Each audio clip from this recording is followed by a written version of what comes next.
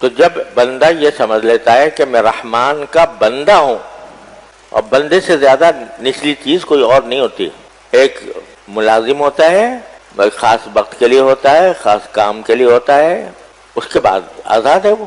اور ایک غلام ہوتا ہے جو اپنے آقا کے حکم کا تابع ہوتا ہے، جو آقا نے حکم دیا وہی اس نے بھی کیا، لیکن اس کے باوجود وہ اپنے آقا کی بندگی یعنی عبادت نہیں کرتا. وہ اس کو اپنا خالق، اس کا اپنا مالک، اپنا رازق نہیں سمجھتا.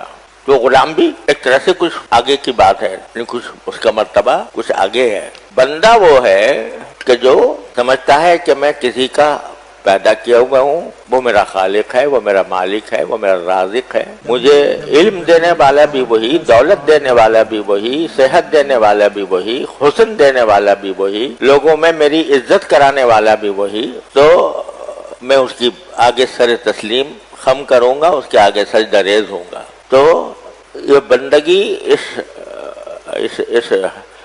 پورے ترتیب میں بندگی سب سے نچلا درجہ ہے.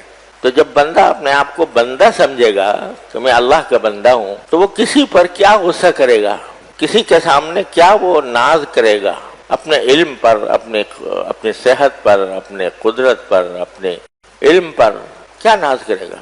جو کچھ ہے اس کی عطا ہے، اور وہ دکھا بھی دیتا ہے. بڑے سے بڑا علامہ جو ہے وہ بھی کہیں نہ کہیں ٹھوکر کھا جاتا ہے، اور اچھا خاصا عالم آدمی ہے، اللہ بچائے، اللہ تعالیٰ کی توفیق نہ ہو تو گمراہی کے راستے پہ پڑ جاتا ہے. تو تواضع کا حاصل کیا ہے کہ آدمی اپنے آپ کو بندہ سمجھے، اور کوئی بھی صفت جو اس کے اندر پیدا ہوئی ہے وہ اس کو اپنی صفت قرار نہ دے، دینے والے کی عطا سمجھے. یہ ہے تواضع. جب آدمی اپنے آپ کو کچھ سمجھتا ہی نہیں، کچھ ہی نہیں سمجھتا، حقیقت اپنی کچھ سمجھتا ہی نہیں، میں تو ایسے ہی بالکل خالی ہاتھ ہوں، اور اگر مجھے توفیق ہو رہی ہے نماز کی تو وہ بھی میرے مالک کی توفیق ہے، مجھے اگر توفیق ہو رہی ہے اچھی بات کہنے کی وہ بھی میرے مالک کا کرم ہے، مجھے اگر دولت مل گئی ہے وہ بھی میرے مالک کا کرم ہے.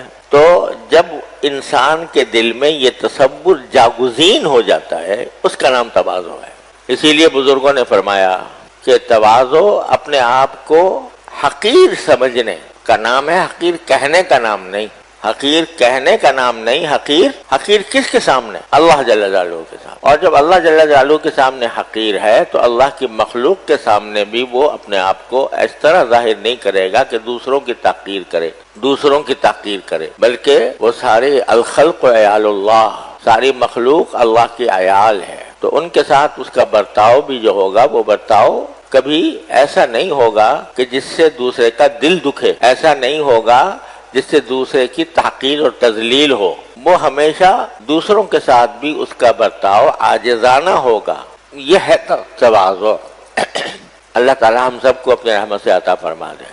حضرت حکیم الامت قدس اللہ تعالیٰ سرہ نے واقعہ لکھا ہے کہ ایک شخص تھا، اس نے کسی کے ساتھ ایسے ہی کوئی جھگڑا وگڑا ہو گیا، کیا ہو گیا، تو ایک شخص جو تھا اس نے کہا جانتے نہیں میں کون ہوں، جانتے نہیں میں کون ہوں. اب یہ جملہ جو ہے نا، یہ وہی اسی شخص کے منہ سے نکلتا ہے جو اپنے آپ کو بڑی چیز سمجھتا ہے. جانتے نہیں میں کون ہوں، یعنی میرا مرتبہ کیا ہے، میں کتنا بڑا آدمی ہوں، اور تم میرے سامنے حقیر آدمی، تم میرے ساتھ جھگڑ رہے ہو، جانتے نہیں میں کون ہوں. تو دوسرے نے اس کے جواب دیا کہ ہاں جانتا ہوں کہ میں کون ہوں. اولو کا نطفۃ مضرہ وآخرو کا جیفۃ قذرہ وانت فیما بین ذلک تحمل العذرہ، کہ جانتا ہوں تم کون ہو. تمہاری ابتدا ہوئی تھی ایک حقیر نطفے سے، اور تمہاری انتہا ہوگی ایک مردار جسم سے جس کو لوگ اپنے پاس رکھنا بھی پسند نہیں کریں گے. جب مر جائے گا نا تو لاش کو کوئی اپنے گھر میں بھی رکھنا پسند نہیں کرے گا، بدبو پھیلے گی، جا کے قبر میں دفن کرے گا. تو ابتدا تو تھی گندے نطفے سے، اور انتہا ہوگی جیفۃ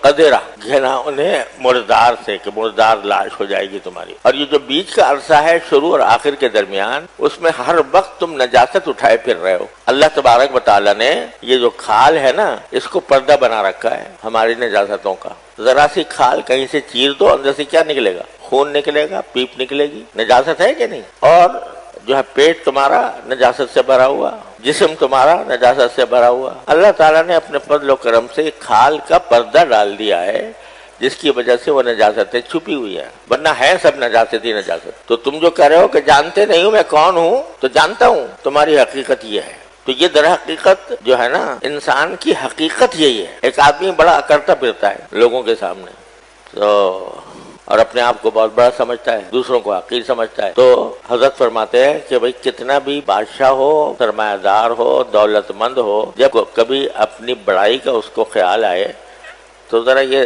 سوچ لیا کرے کہ جب میں بیت الخلاء میں بیٹھتا ہوں تو کیا حالت ہوتی ہے میری، جب میں بیت الخلاء میں بیٹھتا ہوں تو کیا حالت ہوتی ہے۔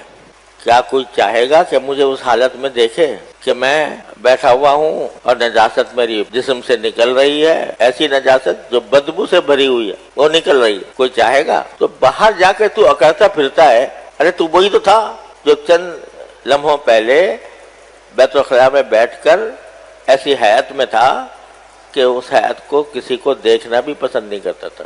اب باہر نکل گیا کوٹ پتلون پہن کے، ٹائی لگا کے، اور جو ہے اعلیٰ درجے کے کپڑے پہن کے، تو اب اگڑتا پھرتا ہے کہ میں یہ ہوں اور وہ ہوں۔